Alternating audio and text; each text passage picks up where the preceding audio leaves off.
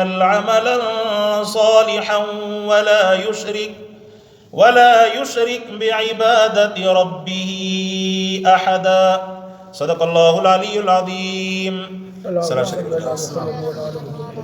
اللهم صل على سيدنا محمد النبي الأمي وعلى آله وأصحابه وبارك وسلم تسليما كثيرا كثيرا. अल्लाह तबारक व तआला जो एहसान थियो, अल्लाह पाक नमाज बा जमात अदा करने की तौफीक नसीब फरमाई। सूरतुल कहफ जी आयत नंबर 107 का तिलावत आहे। इन सूरतुल कहफ जे अंदर अल्लाह पाक इब्तिदा करण फरमाई तौहीद खां, उन जे अंदर असहाबे कहफ जो वाक़ियो ज़िक्र फरमाई, हज़रत मूसा अलैहिस्सलातु वस्सलाम जो वाक़ियो ज़िक्र थियो, ऐं उन खां बाद में सिकंदर ज़ुल्करनैन जो वाक़ियो ज़िक्र फरमाई, याजूज माजूज जो ज़िक्र फरमाई।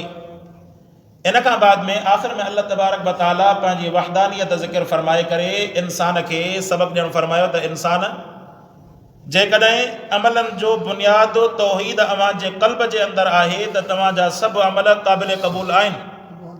जेकॾहिं बुनियादु तौहीद न आहे त तव्हांजा अमल सभु जो सभु रायगान हलिया वेंदा, उन्हनि जो को फ़ाइदो कोन्हे।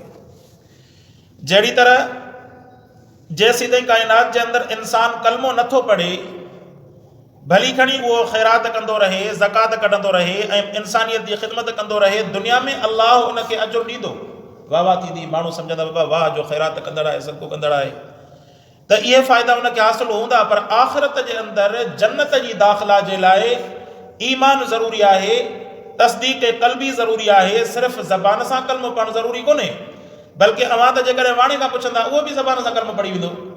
बल्कि तव्हां जेकॾहिं कंहिं ईसाईअ खां यहूदी खां पुछंदा, मुमकिन आहे उहो आम मुस्लमान खां बि सुठे नमूने सां कलमो तव्हांखे ॿुधाए, कुल अल्लाह जेके आहिनि वाणियुनि जे वातनि मां ॿुधाए, ऐं आयतुल कुर्सियूं जेके आहिनि वाणियुनि खे जेके आहिनि यादि आहिनि, पर उन्हनि जो इहो अमल क़ाबिल क़बूल न पवंदो। छाजे करे? तस्दीक़ क़ल्बी उन्हनि जे अंदरि न आहे।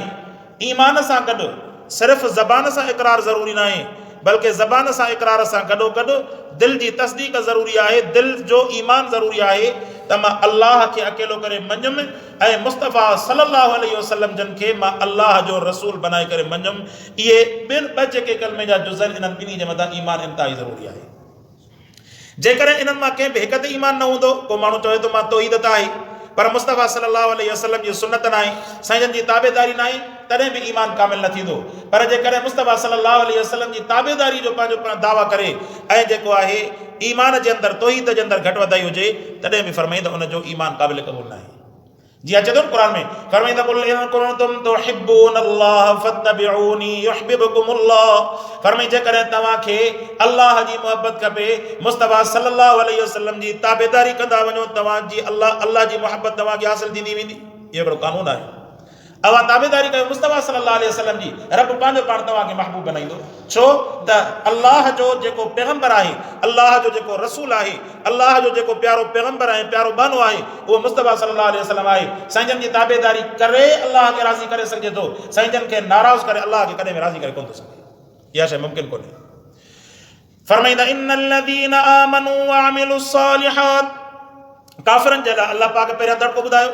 फरमाईंदा काफ़िर सम्झनि था त अल्लाह खां सवाइ जेके ॿियनि खे माबूद सम्झंदा इहे शायदि जा मददगार आहिनि। हालांकि फरमाईंदा मुशरिकनि जे लाइ असां जहन्नम खे तयारु कयोसीं।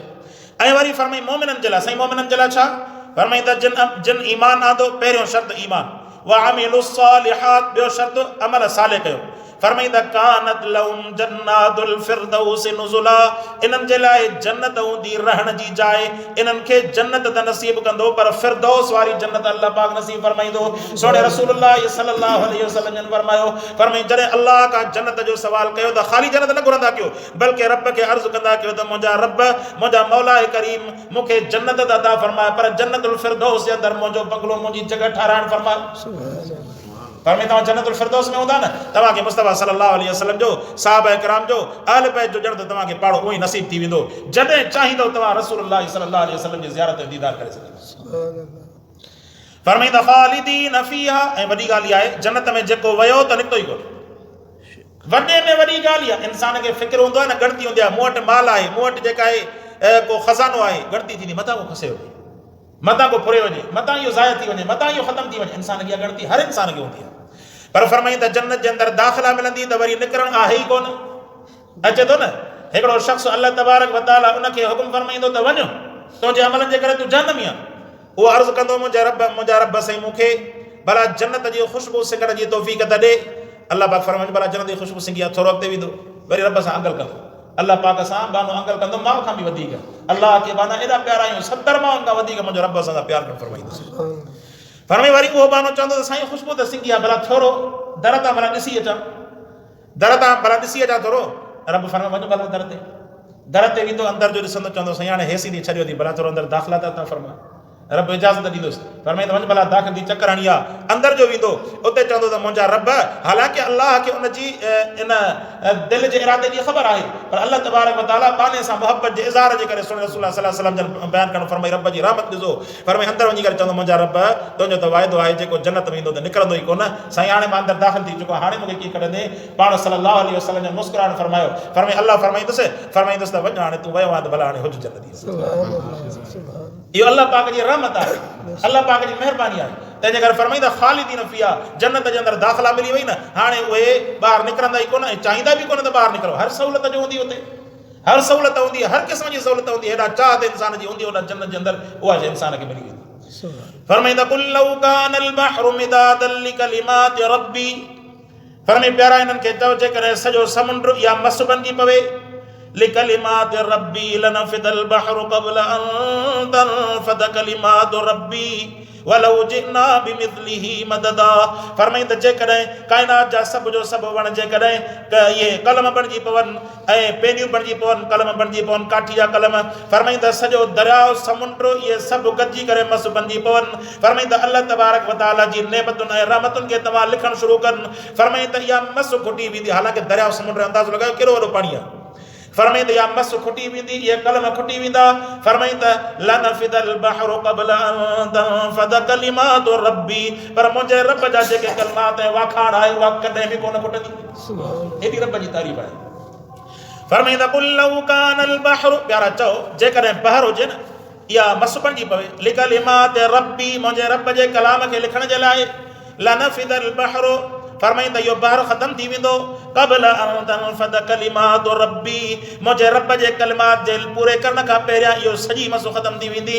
वलौ जिना बिमिथलिही मददा, फरमाईं त जेकॾहिं इन वांगुरु अञा ॿी बि तव्हां सपोर्ट ऐं मदद आणियो तॾहिं बि उहे रब जे कलाम खे, रब जी नेमतुनि खे नथा लिखी सघनि। फरमाईं त कुल इन्नमा अना बशरुम मिथलुकुम, फरमाईं प्यारा इन्हनि खे चओ मां रसूलुल्लाह सल्लल्लाहु अलैहि वसल्लम जन तव्हांखे मौजज़ा ॾेखारियुमि, तव्हांखे जन्नतुनि कयो जेके इहे ॿुधायुमि, हक़ीक़तूं ॿुधायुमि, तव्हांखे जहन्नम खां टिजारियुमि, इहे सॼियूं काइनात जे अंदरि हक़ीक़तूं क़यामत वाक़ई थींदी आहे, सभु हक़ीक़तूं तव्हांखे ॿुधायुमि। साईं भला तव्हां छा आहियो?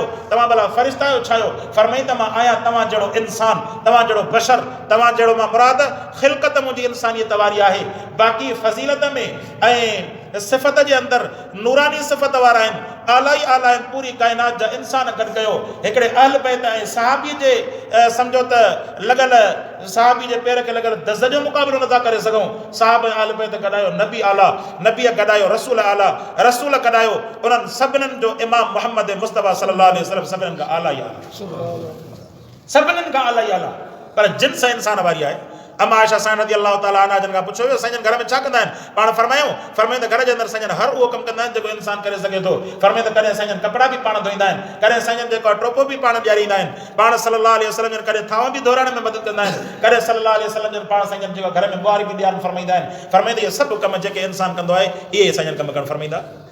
फरमाए त कुल इन्नमा अना बशरुम मिथलुकुम, प्यारा चओ त मां इंसान आहियां तव्हां जहिड़ो। हाणे जेकर हिते चओ न त साईं असां जहिड़ो कीअं? असां त गुनाहगार, बाबा असां गुनाहगार आहियूं।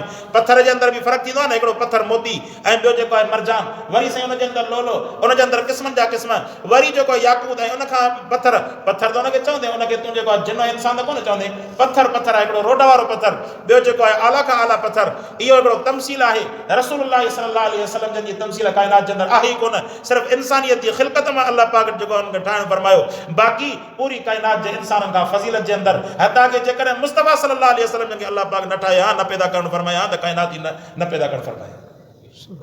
फरमाई त इंसानियत जो एॾो आला मक़ाम, यूहा इलैया फरमाई त साईं पोइ तव्हां हेॾा जेके आहिनि ग़ैब जूं ख़बरूं ॿुधायो था, फरमाई त इहो फ़रिश्तो जिब्राईल अलैहिस्सलाम क़ुरान जी सूरत में मूंखे ॿुधाईंदो आहे अन्नमा इलाहुकुम इलाहुन वाहिद, वहीअ जो पहिरियों उसूल इहो आहे तव्हांजो माबूद तव्हांजो इबादत जे लाइक़ु अल्लाह अकेलो आहे। फमन कान यरजू लिक़ा रब्बी फलयअमल, फरमाई जेको उम्मीद रखे थो पंहिंजे रब जी मुलाक़ात जी उनखे खपे फलयअमल अमलन सालिहा, सालिह अमल करे, वला युशरिक बिइबादत रब्बिही अहदा, ऐं फरमाई पंहिंजे रब सां कंहिं बि बाने खे शरीक न करे। अल्लाह तबारक व तआला कंदो आहे अल्लाह जी क़ुरान खे सम्झण अमल करण जी तौफ़ीक़ अता फ़रमाए। व आख़िर दाअवाना अनिल हम्दुलिल्लाहि रब्बिल आलमीन।